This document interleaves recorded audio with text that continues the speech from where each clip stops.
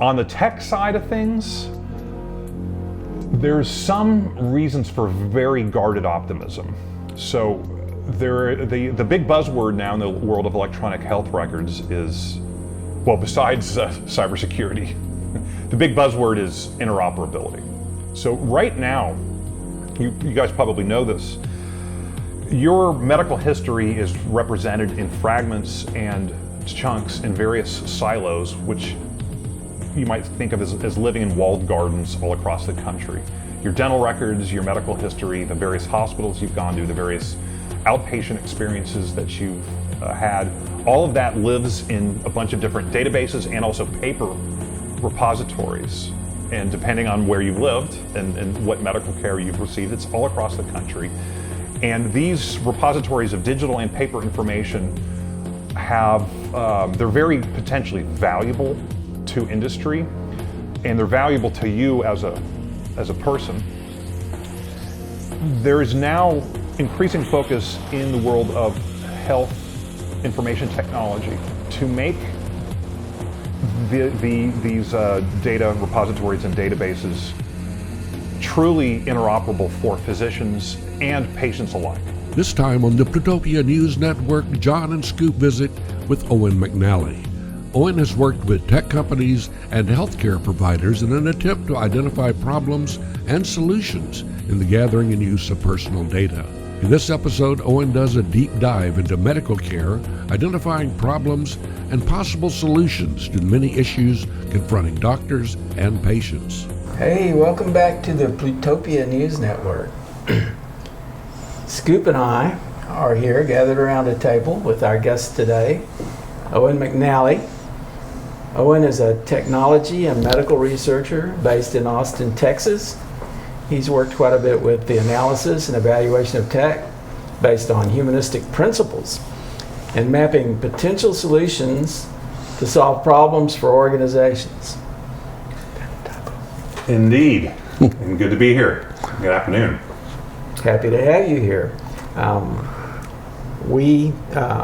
Before this talk, we talked about various things we could discuss, and I was thinking about it this morning, and I thought, we really keep hearing a lot about the healthcare mess, this mess that we have. Mm-hmm. And I know that you have some insights into the detail behind that abstract phrase, healthcare mess.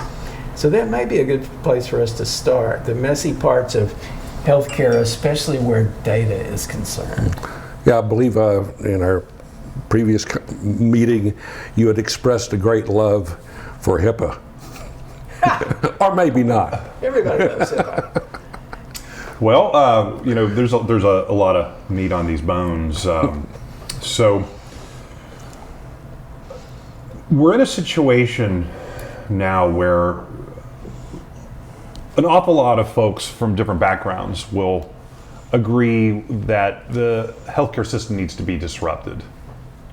They may not agree on what the solutions are, but that the status quo is not working very well for an increasing number of people in this country seems to be less controversial by the day.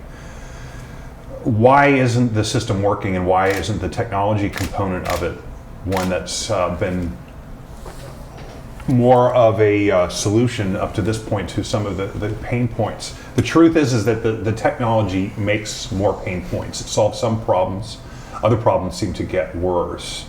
So I was, just as a way of jumping into this, I was asking a physician friend of mine that I've done some work with on trying to build user-friendly software for him and his team. And I asked him, about what his feelings are about the electronic health records systems at his hospital. And the kind of thing that he has to say on this is fairly depressing. He'll basically say that he says the abilities that technology has to advance our care and improve our lives is tremendous, but the particular product they're using, and I won't name the vendor, but it's one of the major ones in the electronic health record space, provides nearly zero amount of customizability to its customers. it is a huge source of frustration for him and his fellow physicians at a major public hospital, I'll put it that way. He says it's generally perceived as something that had promised to have great benefits and efficiency, but ultimately has led to an increase in our work. We spend more time staring at a computer than talking with patients. That image, which I think probably quite a lot of us have experienced, when you're interacting with a medical professional and they're looking at a screen, trying to give you some face-to-face attention, but having their attention pulled back to the screen constantly, that to me is a kind of condensed symbol of our current crisis. Or maybe the physician is on the screen, as we heard recently, where they wheeled a screen into somebody's hospital room, and the physician on the screen, not physically present, delivered the bad news that they, I think, were terminal. Yeah, I just saw that today, and that's frightening. I've had doctor visits where I never saw his eyes. He just, at the laptop, typing everything I said. It's like, hello? And that seems to be fairly common. My wife experienced same thing on her medical visits. I will say it was radically misunderstood as being a robot delivering the message, which was certainly not the case. It was a human being that was just on a video screen. Right, that story was misreported. It was not medical artificial intelligence giving a diagnosis of terminal illness. I don't know how that story got out there, or was the old expression that a lie runs halfway around the world before truth gets to put its boots on. The image of a physician interacting with you over a screen still doesn't mean that they're looking at you, because they may be looking at another screen while they're talking to you from remote. So they are severely challenged by the information overload, to use a kind of cliched term. But it's worth just remembering a couple very, very basic things about doctors. Healing is an art, and it's older than science. Science is a relative youngster relative to the art of healing, which goes back before recorded history. Scientific medicine, by a lot of people's understanding, would be something around 100 years old, maybe a little bit more.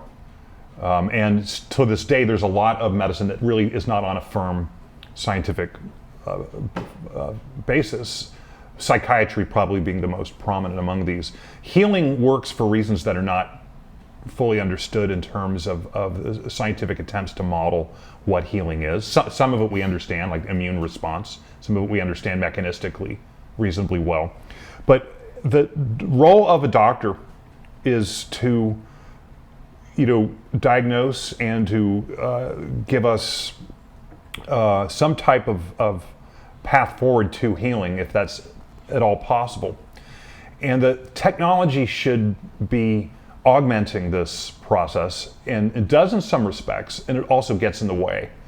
It's harder and harder to have the kind of humane, meaningful interaction with a healer, partially because of the short time window that a physician will tend to have, something like 10 or 15 minutes. If you can remember in decades past when you might have gotten a half hour or 45 minutes of personal time with a physician who's mostly looking at you, that seems very quaint in 20th century now to have that. These visits tend to get chopped into briefer and briefer time windows because physicians are confronted by a workload. We've got more and more people coming into the medical system, which in many respects is a good thing, but we have not scaled up the number of physicians in this country nearly as much as we have scaled up the number of people who are getting treatment. So the times get reduced for each physician in terms of the patient workload that they see every day. And they are dealing with software and dealing with electronic health records, and only the best physician can really make a connection with a patient in those 10 minutes that's not compromised by staring at a screen and inputting data. This is a real big problem. It's probably not going to get better anytime soon. There may be some technological solutions for this, such as having artificial intelligence support the transcription process of the patient narrative and the physician asking questions and answering questions, and have all that be transcribed accurately. We're not there yet. That's something I don't think is going to be too hard to get better results on. I mean, we've already got pretty good results now. You can remember maybe 20 years ago when people were trying to introduce natural language processing and voice recognition into the mainstream. It was happening in the 90s, but it's kind of here now. But it's not necessarily good enough because of the possibility of medical errors. You can't completely trust it.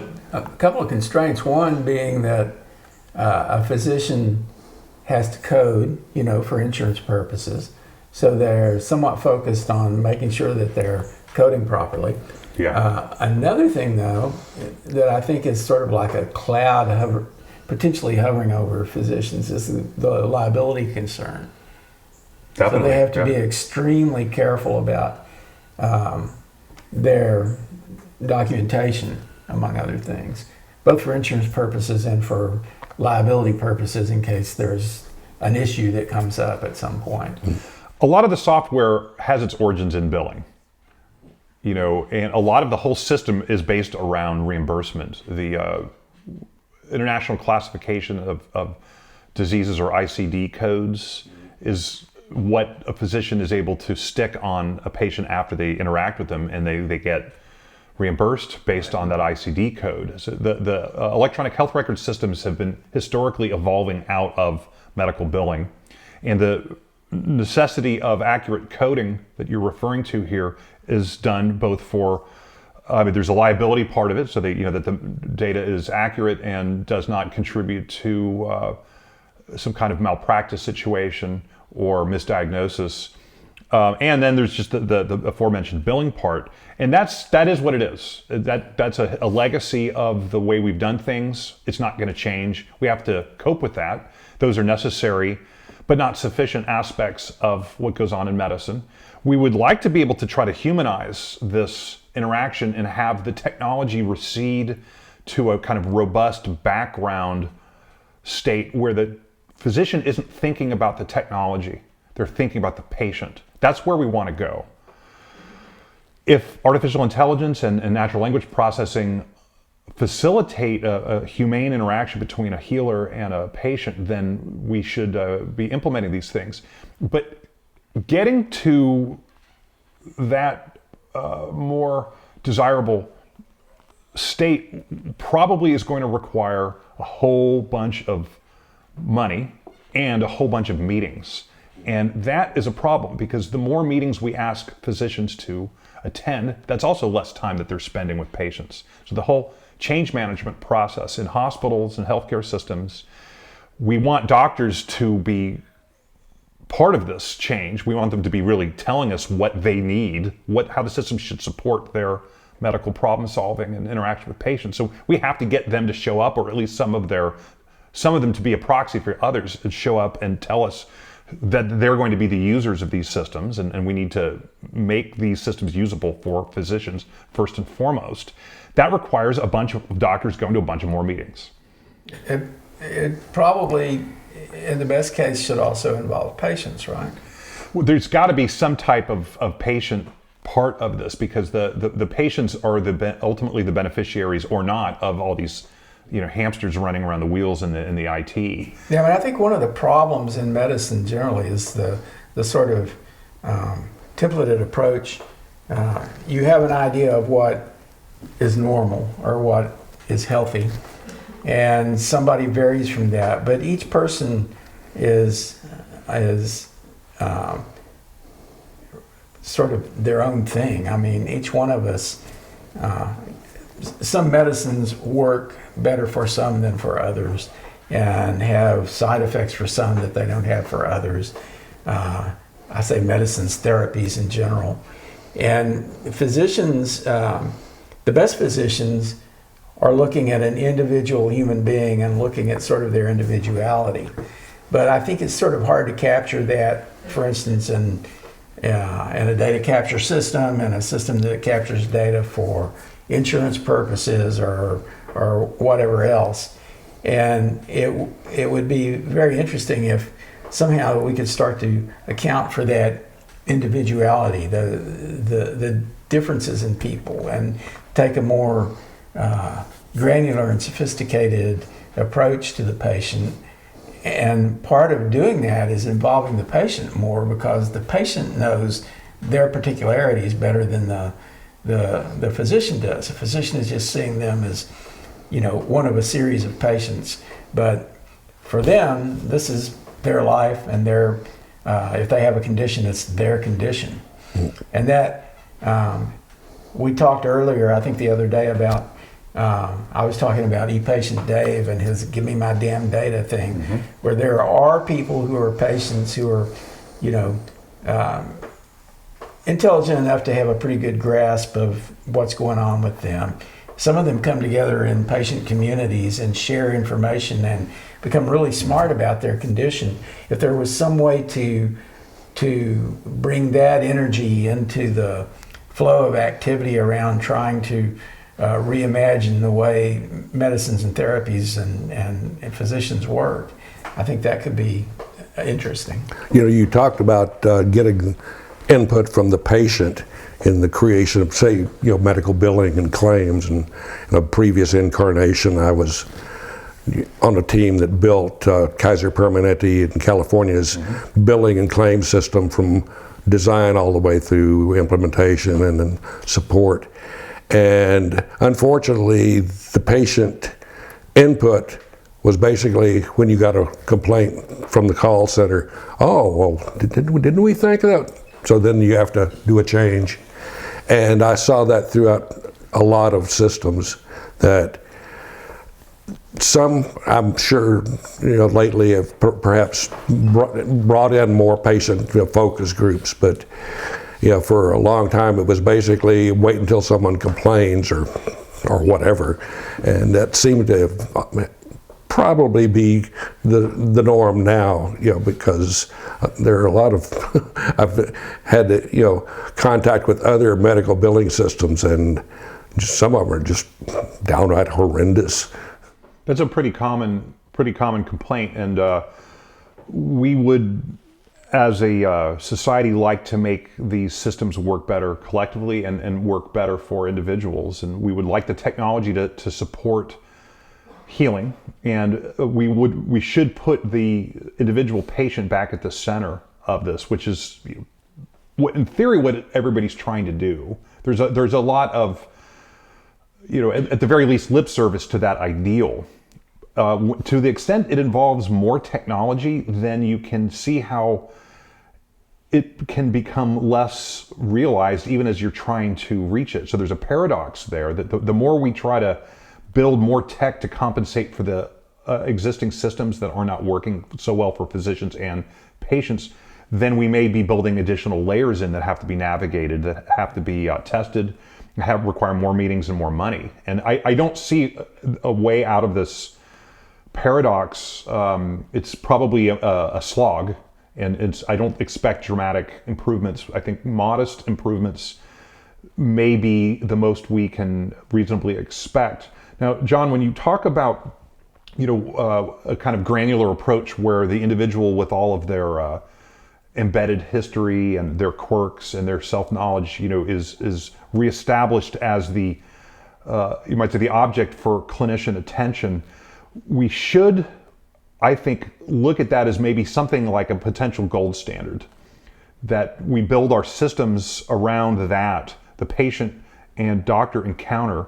And the doctor is ideally going to be paying absolutely rapt attention to a patient that hopefully they've got a history with already. So they're not a stranger. This may be asking too much, but it's not that long ago that a lot of folks enjoyed this type of interaction. And to this day, there are wealthier people who do still have a kind of relationship with the physician, where the physician knows them and gets to spend not 10 minutes, but maybe a half hour or even an hour, if you can swing it. That tends to be in the world of privatized medicine for people with enviable situations who are paying for it. Can that be brought to the masses? Well, you could try to expand the number of physicians in the country. That is very, very costly.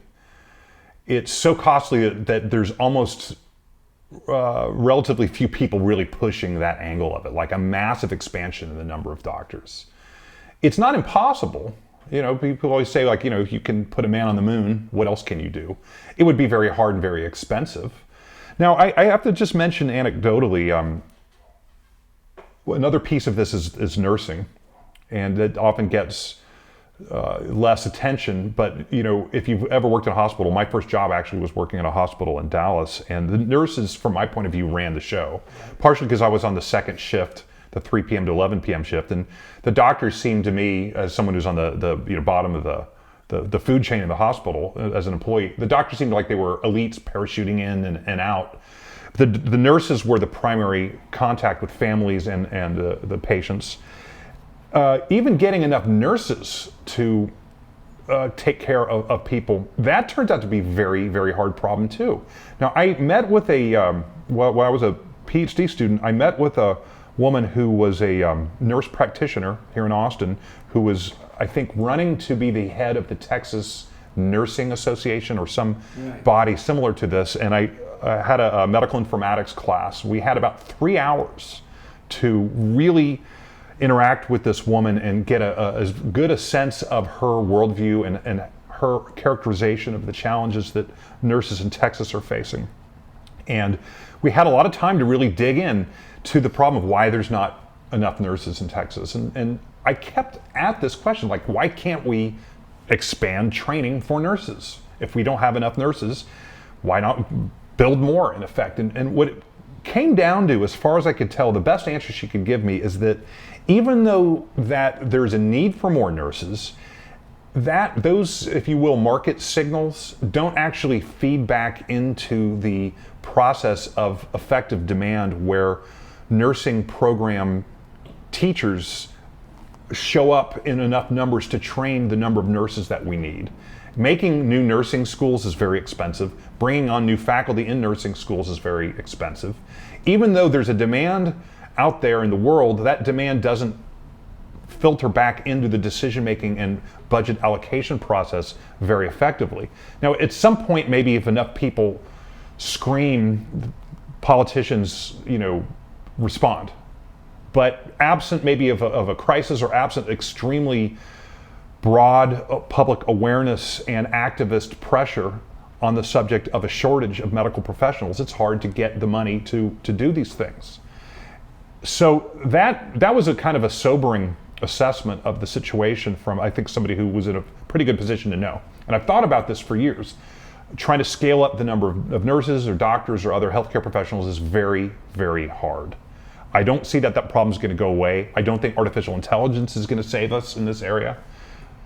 I think that, unfortunately, we all probably should try to live really healthy lives as much as possible and be empowered in that sense, and try to take demand off of the playing field, in a sense, to mix a couple metaphors here. So if you can live a healthy life, if you can sort of shore up and do your part, you can think of this as maybe being like austerity during World War II, where people were letting go of some of their personal pleasures for the sake of a greater good, defeating fascism.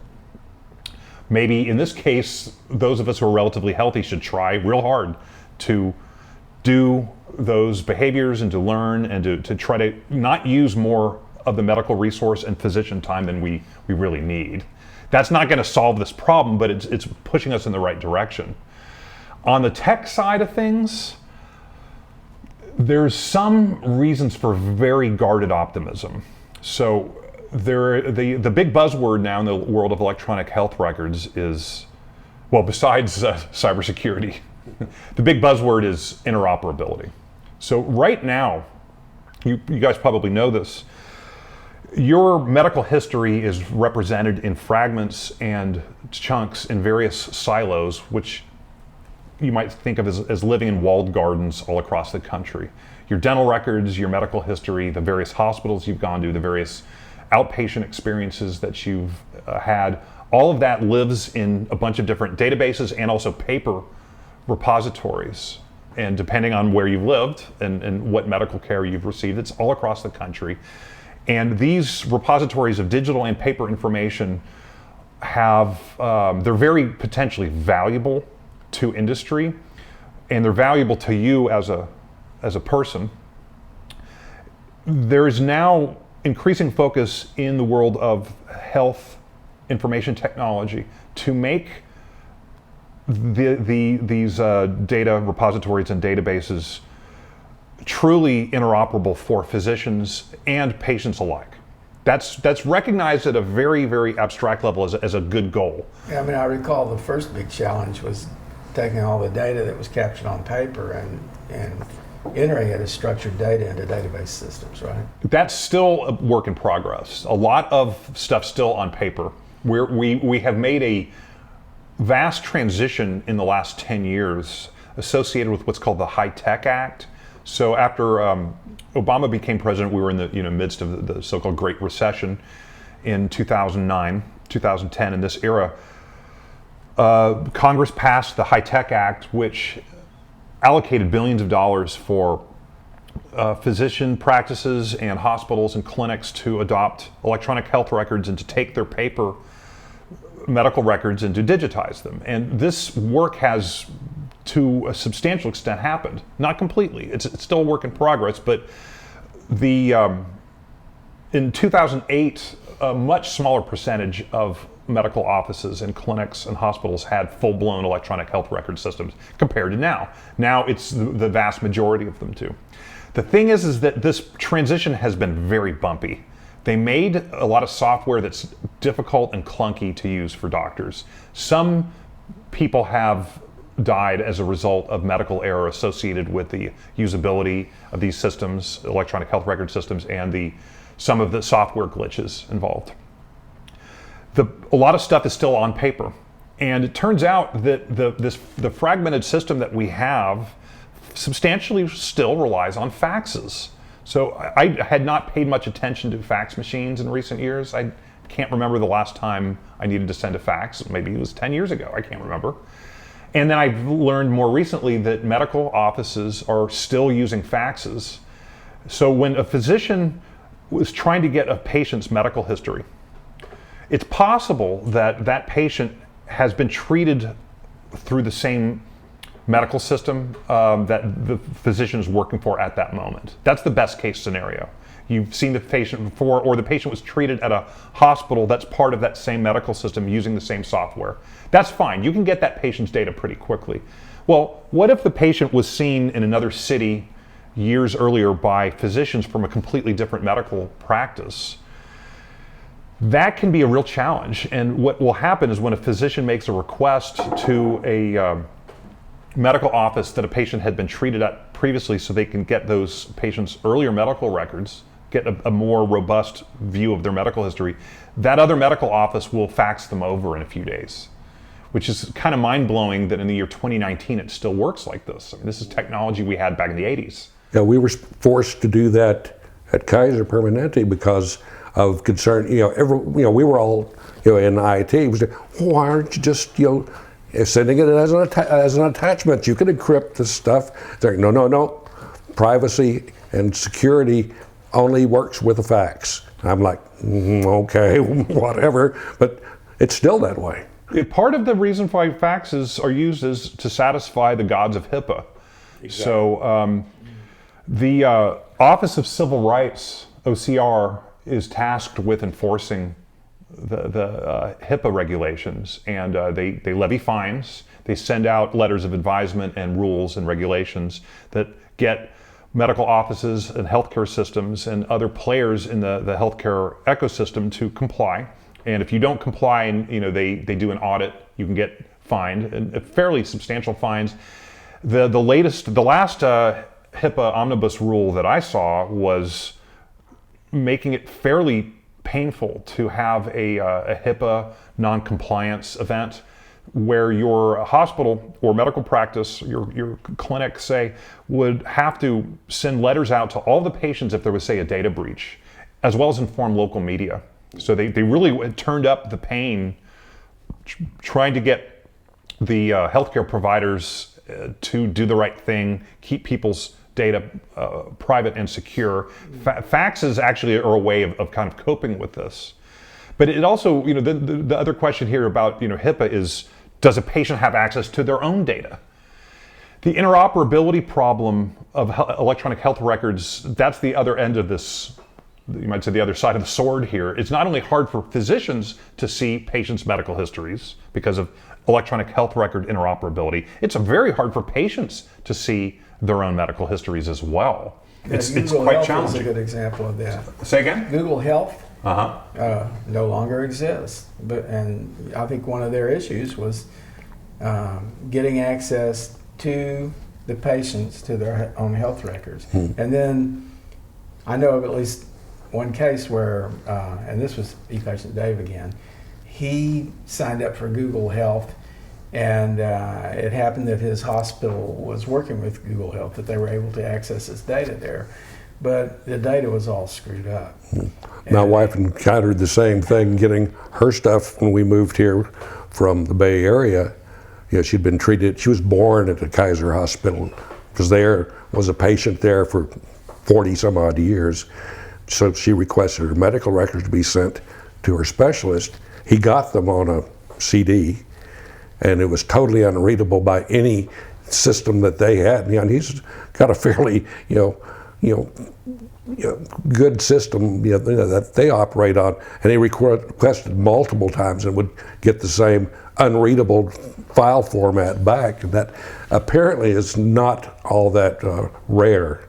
No, that's a very common problem. I mean, that's these types of horror stories, if you will, are kind of a cliche in the world of medical IT. It's yet one more factor that's pushing physician-owned small medical practices to be bought out by hospitals and big healthcare chains, because the compliance part of this, all these headaches, I mean, physicians go to medical school to deal with people, and to treat people and to hopefully heal them, help them heal. They don't go there to be dealing with dysfunctional IT situations. So it's easier to sell your medical practice and have the privacy stuff and the insurance stuff, the bureaucracy, be owned by one of the big healthcare corporations.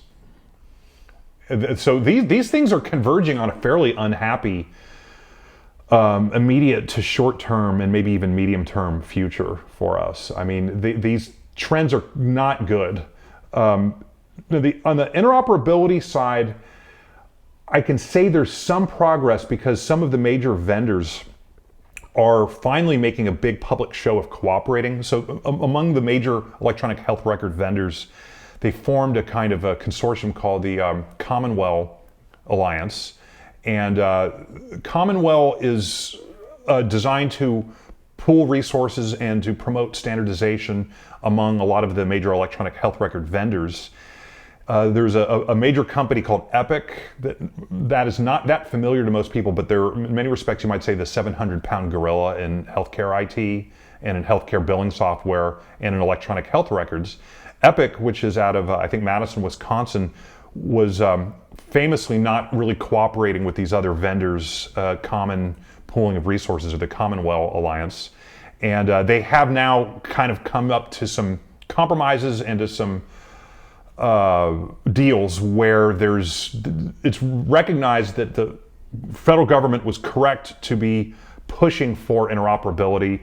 Doctors want it, patients want to be able to see their own medical history across providers and across systems and across vendors. So the vendors now are basically publicly saying that they're committed to interoperability. They've been saying this for some years. There's some evidence that it's actually happening now. So that's one of these things that, the last time you heard about this stuff, it sounded like the same discussions, like say 5 or 10 years ago, they were talking about interoperability as an ideal. Now it's 2019 and you wonder, does it happen? Well, it is starting to happen. Which data are we talking about having interoperable? Well, so there's two big worlds. There's billing and clinical.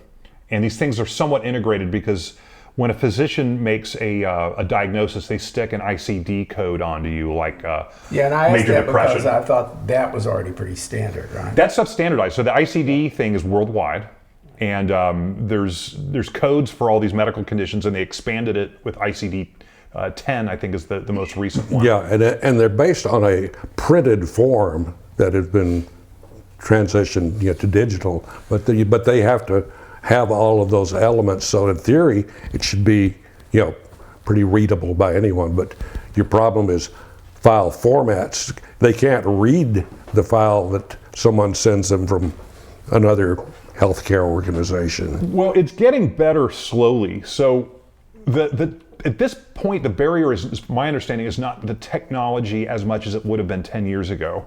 At this point, we have the ability to send files and read them.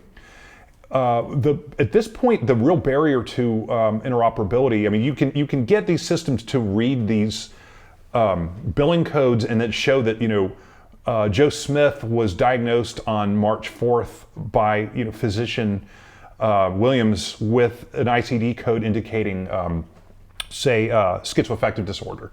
That stuff, that information can be transferred from system to system much better in 2019 than it would have been in previous years. The problem at this point is there's, I think, disincentives for these hospitals and healthcare systems to want to share. And the disincentives are twofold. One is because of security. HIPAA compliance, sure, but just the security issues mean any type of sharing means there's a potential endpoint for a data breach or security contingencies. But also, the second part of this that they're a little less likely to talk up publicly is that this data about us as patients, it's potentially extremely valuable. So data about which patients take which medications and what the results are of taking medications over time, what was a clinical result of a particular patient, say 6 weeks into a new medication regime, that kind of thing, when you aggregate it across a whole lot of patients, that it was what people call that population health research. It's actually potentially very valuable to the pharmaceutical companies, for one thing, to get this like follow-up.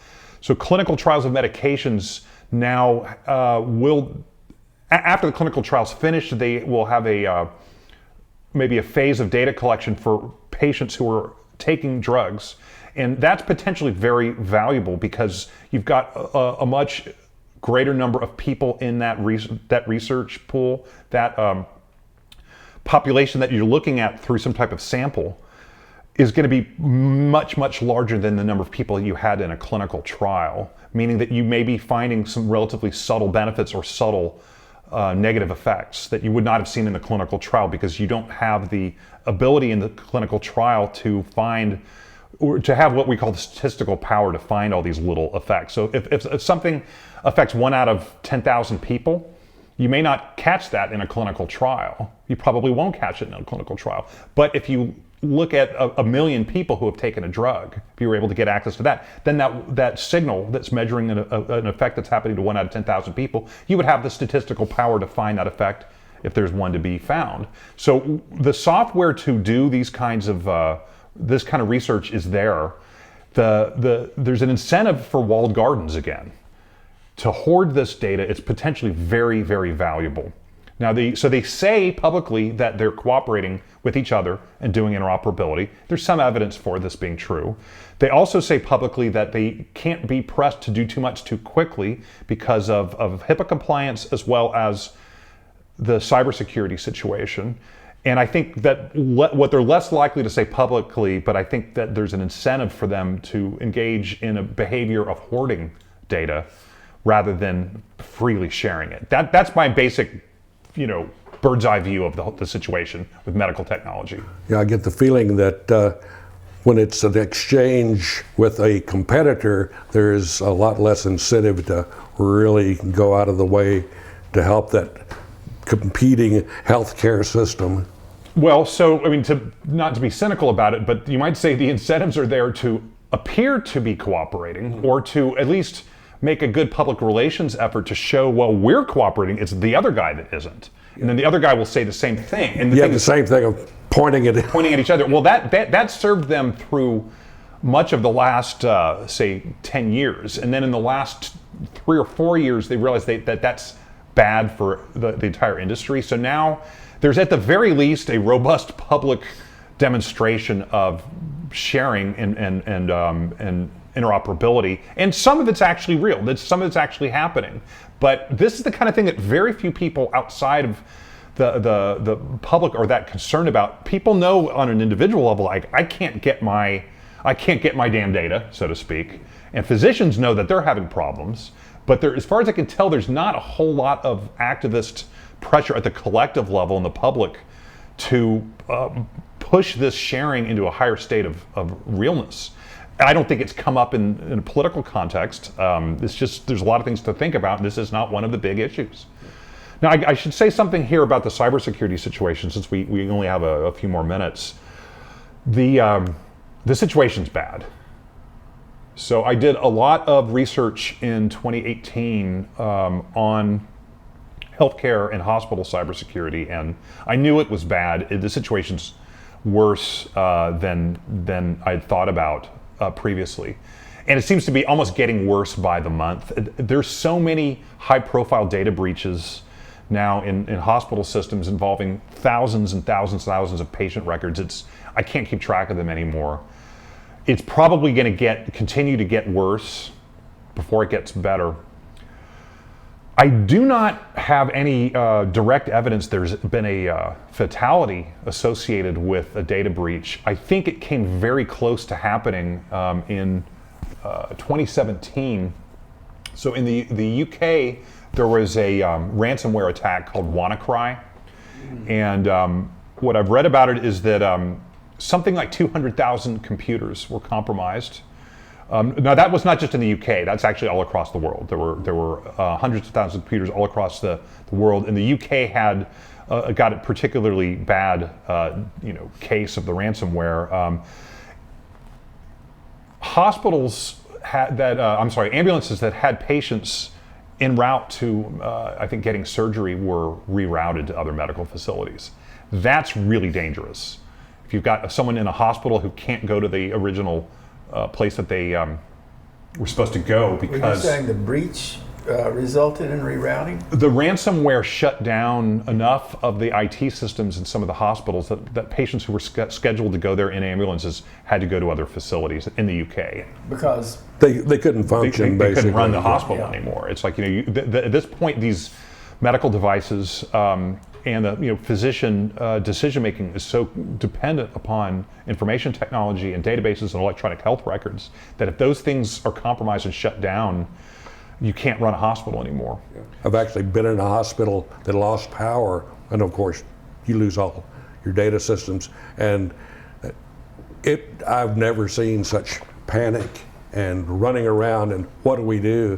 Because no one has access to any patient data.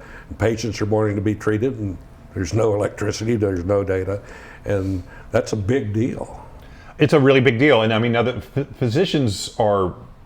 I think the quality of the physicians that we have now is probably the greatest that have ever existed in terms of their training and their competence and their ability to understand the human body at all these different scales, from the chemical and molecular and genetic up to a whole person with an existential situation and a life trajectory. I think the quality of the physicians can maybe compensate for a crisis situation where you lose power or you lose your IT. They're going to keep those folks alive, but if you have a situation where surgeries that are scheduled to happen in a few minutes get canceled because of ransomware, I think sounds like a crisis to me. Yeah. So that was probably the closest call that we've had, and if anybody died as a result of this, it was settled out of court or was not part of the journalists that were covering this stuff.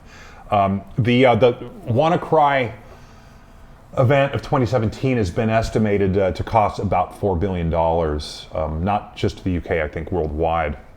That's probably the worst one I've heard about.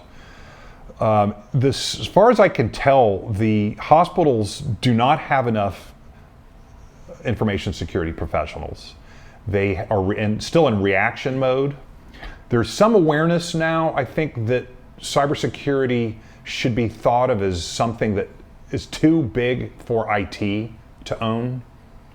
IT can do a great job, but maybe information security now is so critical to keeping the systems going in a hospital that IT should, in effect, pass ownership of the cybersecurity situation to up the food chain, really, to an executive like a chief of information security or chief security officer, this kind of thing. So that's one of the processes that seems to be in play. I think the situation is going to get worse for at least the next year or 2 or 5. And if a bigger crisis happens, it probably will. There'll probably be a more high-profile crisis than the WannaCry situation. The ransomware and data breaches and phishing attacks now are beyond the scope of what medical security staffs really can cope with. They're reacting, and there's some hope to sort of shift from a culture of reaction to being proactive, using technology such as default deny, where you have the default settings on a network is to not allow outside access to any data without some permissions that you have to grant. So you've got a lot of systems out there that will be pinging the ports on servers in hospital IT systems and on hospital clouds. And if you have a default deny architecture, they're not going to get any access to any data without being given some type of authentication or some type of explicit permissions. So the default deny has taken years. It hasn't caught on everywhere yet, but it's in a process of being implemented. And there's pain and meetings and money that have to be spent to implement it. You mentioned phishing, which tends to be more social engineering.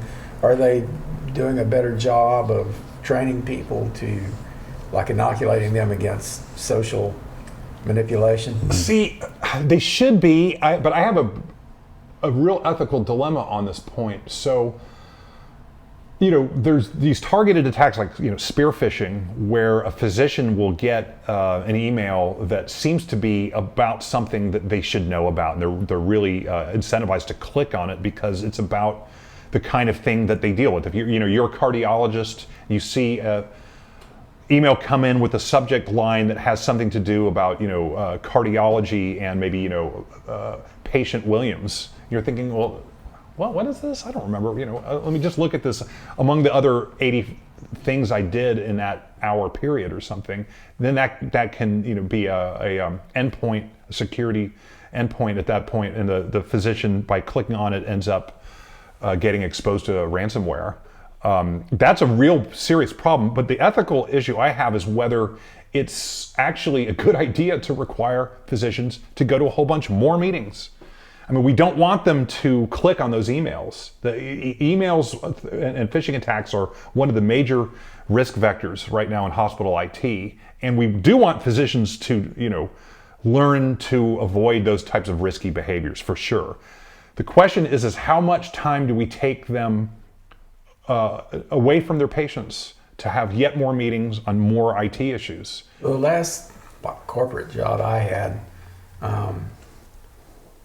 the way that they handled security was not through meetings, but they would require everybody to walk through an online sort of tutorial, basically. It's kind of a tutorial. And you had to, it was also an assessment, so you had to kind of pass that thing in order to continue to function as an employee. So, and it didn't take a lot of time. And by the end of this process, this tutorial, you knew more than you did when you started. Maybe not so much me, because I was already pretty knowledgeable, but generally somebody would know more than they did when they started about various kinds of risks, like phishing being one. Well, that's a relatively painless way to get information disseminated to some of the key actors here. So physicians do continuing medical education credits every year in order to keep their licenses. And I think there's now some attempts to have those learning modules have a cybersecurity focus, which is a different idea of medicine than they probably were ever trained to, but if it's important enough, they're going to end up having to do this, and it probably is important enough. They probably do need to have this or some other mechanism incentivize them to at least learn what the biggest risks are.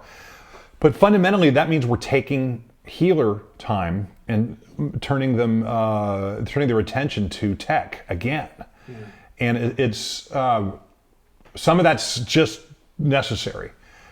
The question about how much is too much, how many meetings and technical training exercises do we require them to do?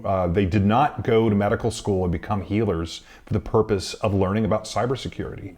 And I think that there's just got to be a debate on this so we don't uncritically accept the idea or some kind of new conventional wisdom that physicians should be spending more and more and more of their time learning about artificial intelligence and electronic health records and HIPAA and data security and whatever the other things are that we don't have set up correctly for them. I think I would make security a different class than those other things. So, I mean, if anything, something like artificial intelligence should be a support for a physician that they don't actually have to understand. It's just built in and it supports them.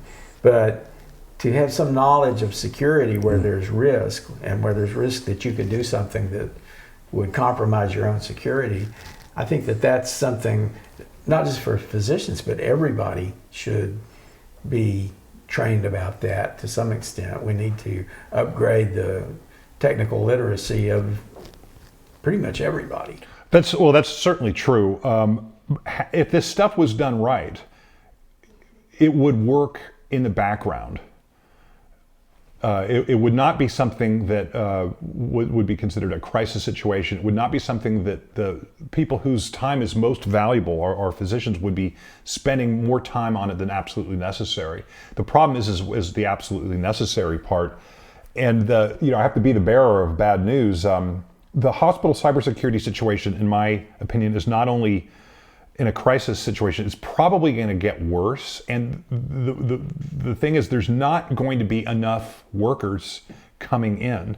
I can tell you that I did a research project for the National Cyberwatch Center in Maryland that is a consortium of cybersecurity education institutions and also has a lot of corporations that have interest in cybersecurity training, which many of them do now, involved.